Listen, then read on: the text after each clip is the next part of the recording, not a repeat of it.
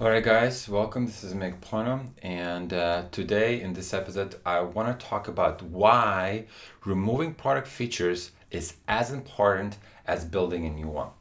So welcome to Go to Market Institute. My name is Mig Pono, and you can find some of my articles and my previous videos on the go-to-market strategy right here in the link below. Also, I have a course on how to conduct customer interviews where I provide a detailed step-by-step analysis in terms of how to find people for your customer interviews, how to use this information, and more importantly, how to make customer interviews in a way that provides you feedback that you can actually use, and that you don't lead the conversation with the customers to something that you want to hear instead of them providing information that would be useful for you to understand their context and how to make decisions. So this is the course. Please check it out. And let's get back to for the topic today is why removing product features is as important as building new one. So the goal of product manager is to build and grow products that deliver consistent value to the customers. It requires not only building new capabilities and features, but also removing them. When features start to confuse customers, deviate from a product strategy, or cease to offer that minimal value, it's probably time to kill them. So killing features is as important as building them. The decision to remove product feature can be difficult because no matter how small or insignificant the feature is, there's always one or two people who use it and like it. The risk of killing a feature is that you might make those people unhappy, and that happens all the time. As soon as you change something that people actually get used to, even if it's a small segment of your customers, you will hear them to complain about that quite often. But there is a net benefit. By killing some features used by a small minority of your customers, you can improve the user experience for the majority of the customers. These are the types of decisions that product managers have to make in order to build successful products. But if product managers don't have a framework for making those tough decisions, they end up building complex and bulky products. We often see this happen in enterprise software. So let's lay out some questions that PMs should ask themselves when deciding on whether features need to be kept or killed.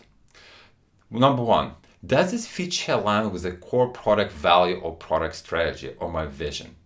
What it means is that is this particular feature really aligns with the vision that I have, even though that people might be using it.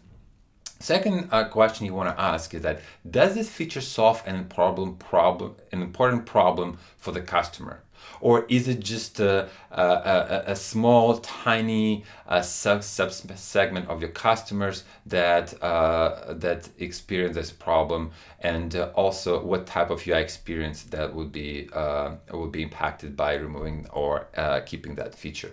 Number three, does this feature fit well in your product flow? How does this feature impact customer experience? Sometimes there is a features that makes product bulkier, and those features that might be used by a small segment of users that make your product more difficult to use.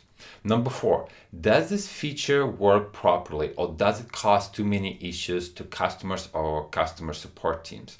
There's quite often in enterprise software especially that you have a features that is not quite works properly. It's not maybe accurate, or it's so confusing that it actually generates quite a lot of customer support questions, and that's where another reason for considering to kill this feature in the first place. Number five, how often are features used by your customers? How many customers are using this feature regularly? Meaning that, is this feature something that's used regularly, and by what size of the customer, right? Those are two factors you want to take into account as well. Number six, does this feature consistently enhance the user experience or deliver value to the customers? Number seven, what is the technical cost of maintaining this feature? Does it cost outweigh the customer benefit or the business outcome? What it means is that sometimes the features are very costly to maintain, and the cost is outweighs the benefits for the customer and make it difficult for the businesses to sustain a certain outcome, and requires you to reevaluate whether the feature should exist in your product. So these are just a few questions to consider. Every product is different, and it's important to consider the context when making major product decisions.